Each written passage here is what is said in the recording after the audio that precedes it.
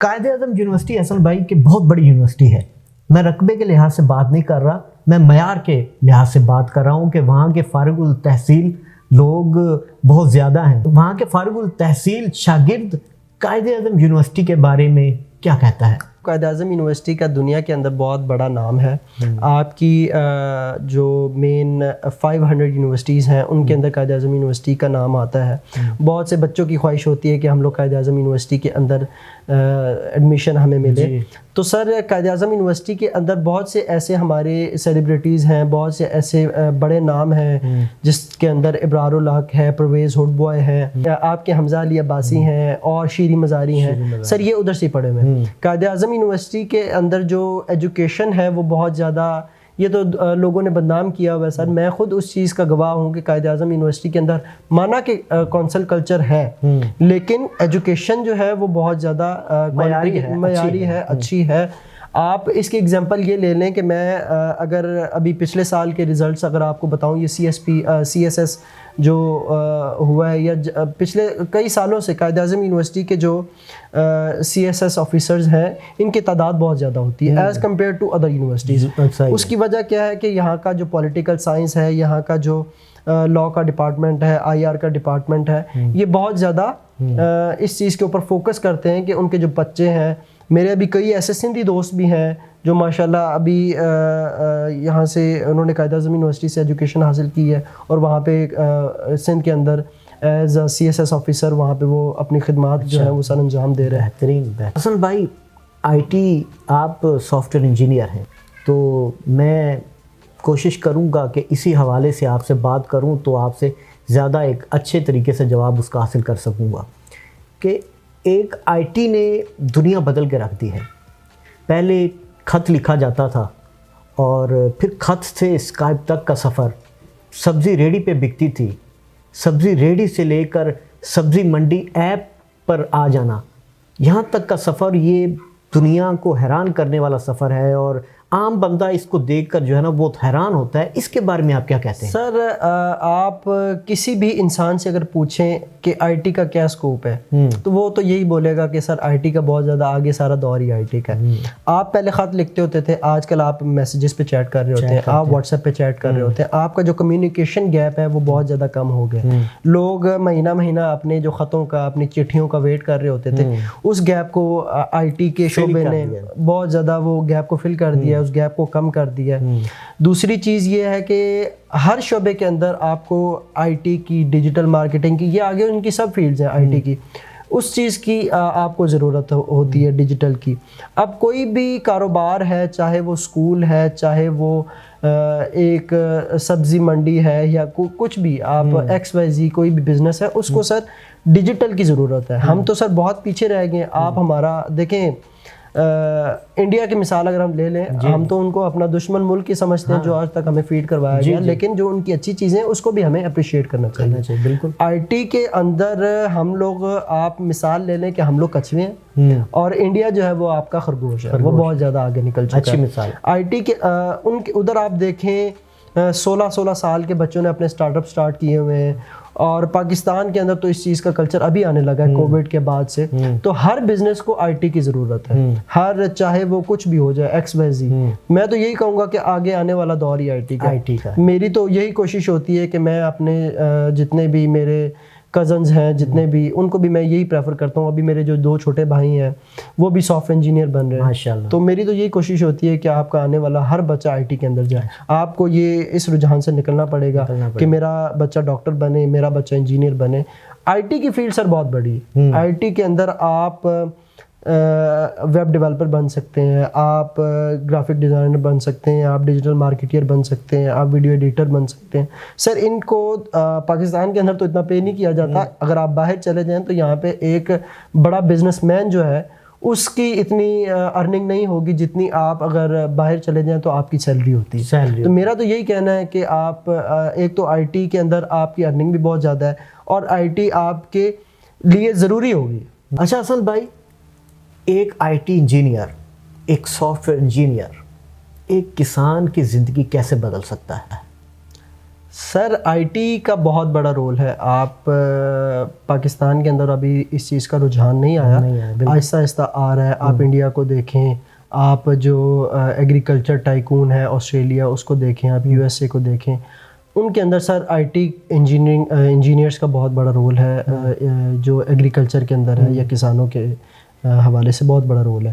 اس کے اندر میں 2-3 چیزیں اگر آپ کو بتاؤں تو پاکستان کے اندر آہستہ آہستہ رجحان ابھی پچھلے 5-7-8 سالوں سے یہ آیا ہے کہ جب بھی انہوں نے کوئی زمین کاشتکاری کرنی ہوتی ہے تو وہ ویدر فور کاسٹ کا جس کو ہم لوگ کہہ سکتے ہیں وہ بھی سر آئی ٹی کا حصہ ہے. تو اس کا دیکھ رہے ہوتے ہیں. مجھے اکثر ابو لوگ یا میرے رشتہ دار کہتے ہیں کہ یار یہ اب دیکھیں ذرا کل دا کی موسم دا کی حال ہے.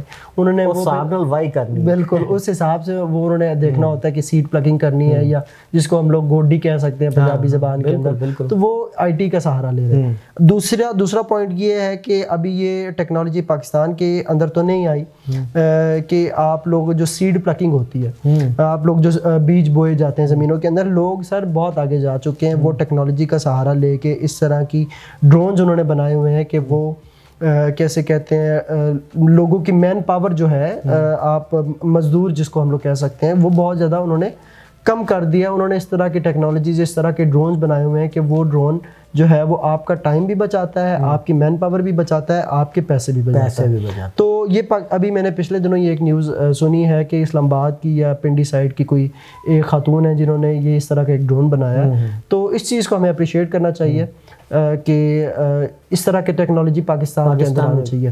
تیسرا یہ ہے کہ ای کامرس بھی آئی ٹی کا بہت بڑا ایک جس کو آپ کہہ سکتے ہیں کہ سب ڈومین ہے. ای کامرس کے اندر اگر آپ لوگ انڈیا کے اندر دیکھیں تو وہ تو لوگ سر ای کامرس کے اوپر انہوں نے ڈیجیٹل منڈیاں بنائی ہوئی ہیں. پاکستان کے اندر تو ابھی بھی وہی رجحان ہے کہ جس طرح آپ لوگوں نے سبزیاں لینے جانا تو آپ لوگ دکانوں پہ چلے جاتے ہیں, وہاں پہ تو سر ابھی پاکستان کے اندر آ رہا ہے رجحان. انشاءاللہ آگے بھی اللہ کی توفیق ہوئی تو ضرور آئے گا.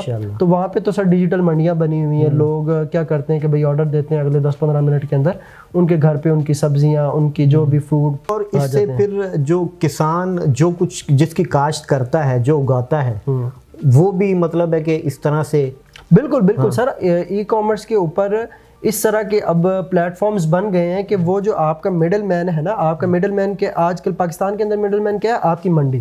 آپ منڈی کے اندر سامان لے کے جاتے ہو, منڈی سے آگے پھر لوگ لے کے جاتے ہیں, تو وہ آپ کا جو منڈی کے علاوہ بھی درمیان کے اندر جو تیسرا بندہ ہوتا ہے جس کو ہم لوگ تھرڈ پرسن کہتے ہیں, وہ اس کے ذریعے آپ کا پیسے کا نقصان بھی ہو رہا تھا, آپ کا وقت کا ضیاع بھی ہو رہا ہوتا ہے. آپ لوگ کیا کریں کہ اگر پاکستان کے اندر اتنا شعور آ جائے, پاکستان کے آئی ٹی انجینئرس کے اندر اتنا شعور آ جائے اور کسانوں کے اندر اتنا شعور آ جائے کہ وہ بھائی ایسے پلیٹ فارمز ڈیولپ کریں کہ وہ ڈائریکٹ اپنی جو ان کی جو فصل ہے وہ اس کو ڈائریکٹ لسٹ کریں اپنے ای کامرس کے اوپر, اپنے ای کامرس پلیٹ فارم کے اوپر.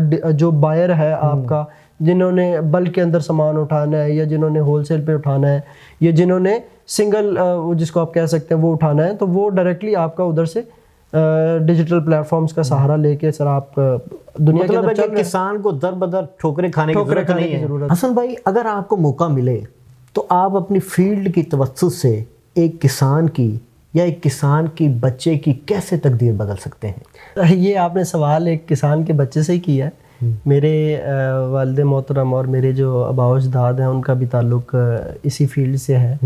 تو انہوں کی کوشش کی وجہ سے, ان سب کی کوششوں کی وجہ سے میں آج جس بھی چھوٹے موٹے مقام پہ ہوں انہیں کی کوششوں کی وجہ سے ہوں. دوسرا, جہاں تک بات ہے تقدیریں بدلنے کی, تو تقدیریں تو اللہ ہی بدلتا ہے, ہم تو کاوشیں ہی کر سکتے ہیں. میں جب بھی سر گاؤں جاتا ہوں یا گھر جاتا ہوں, رشتہ داروں سے ملتا ہوں, تو میری ان کو دیکھیں ایک اچھا مشورہ دینا بھی صدقہ جاریہ ہوتا ہے. تو میں ان کو مشورہ بھی یہی دیتا ہوں کہ آپ لوگ اسی فیلڈ کے اندر آئیں, آپ یہ فلاں کورس کر لیں, آپ یہ فلاں کورس کر لیں. میری تو یہی ہمیشہ کوشش رہتی ہے. تو دوسری چیز یہ ہے کہ میں ایک اللہ تعالیٰ میرے ان خوابوں کو پورا کرے. میری کوشش یہی ہے کہ میں ایک اس طرح کا ادارہ بناؤں جہاں پہ میں ایک غریب کے بچے کو بھی وہی تعلیم دوں, وہی آئی ٹی کی سروسز سکھاؤں جو لوگوں کو وہ آگے پرووائڈ کر کے پیسہ کمائیں جو ایک امیر کا بچہ دے رہا ہے. تو اس طرح کی میرے کوئی فیوچر گولز بھی ہیں.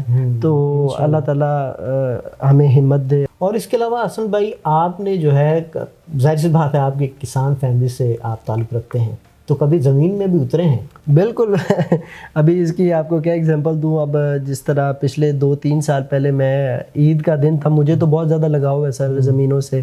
ابھی پچھلے دنوں بھی میں نے ابو سے یہ ڈسکس کیا تھا کہ کیا میں زمینیں بھی ساتھ ساتھ دیکھ سکتا ہوں، تو انہوں نے تو سختی سے منع کر دیا. تو اتنا لگاؤ ہوا ہے. ابھی پچھلی عید کی غالباً بات ہے، میں اپنے گاؤں گیا ہوا تھا. عید کے دن تھے، عید والا ہی دن تھا، پہلا دن تھا غالباً. تو میرے کزن کی جو فصل ہے وہ ٹماٹروں کا سیزن تھا ان دنوں میں، تو لیبر آپ کو پتہ ہے کہ چھٹی پہ تھی. تو اس نے مجھے یار بتایا کہ یار یہ مسئلہ ہے حسن، تو لیبر نہیں ہے اور وہ جو ٹائم ہے وہ ضائع ہو رہا ہے ہمارے، وہ خراب ہو جائے گی فصل. تو انہوں نے مجھے بولا کہ یار یہ مسئلہ ہے. تو میں نے بولا یار چل میں چلتا ہوں تیرے ساتھ. تو ہم لوگ پھر گئے عید والے دن. 2-4 کزنز ہیں، ان کو اور پکڑا، بچوں کو پکڑا کہ چلو یار زمینوں پہ چلتے ہیں. ادھر سے فصل جو ہماری جو ٹماٹر ہے وہ پلکنگ کرنی ہے ہم لوگوں نے، توڑنے ہیں، توڑائی جس کو ہم لوگ بولتے ہیں پنجابی زبان کے اندر.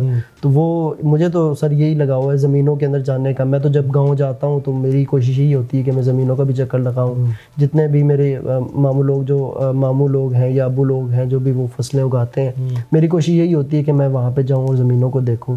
بہترین ہے. اچھا حسن بھائی آپ یہ بتائیں کہ آخری سوال ہے کیونکہ وقت بھی زیادہ ہو گیا، آپ نے جانا بھی ہے، تو آپ کے فیوچر گولز کیا ہیں؟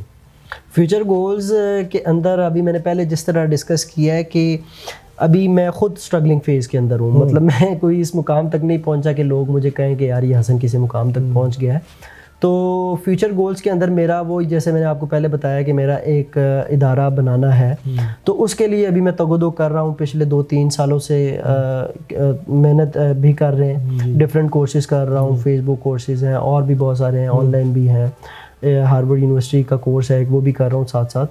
تو ابھی جب کسی انسان نے کوئی اس کا مشن ہوتا ہے یا گول ہوتا ہے، تو جب اس کے پاس پراپر ایکسپرٹیز نہیں ہوتی تو وہ سر فیل ہو جاتا ہے. ابھی آپ کو بھی پتہ ہوگا کہ آپ کے اگر نالج کے اندر ہے تو میں نے 1.5 سال پہلے کوئی اپنی ایسی کمپنی بنائی تھی، تو وہ پراپر ایکسپرٹیز نہ ہونے کی وجہ سے وہ کلیپس کر گئی. تو یہ بھی ایک پارٹ آف لائف ہے کہ آپ انسان جو ہے وہ جب تک رسک نہیں لیتا، وہ میں نے رسک لیا تھا. مجھے کوئی جب رسک لیتا ہے تو ناکام ہوتا ہے. ناکامی سے اگر کوئی انسان دوبارہ نہ اٹھے تو وہ اس سے بڑی ناکامی ہوتی ہے.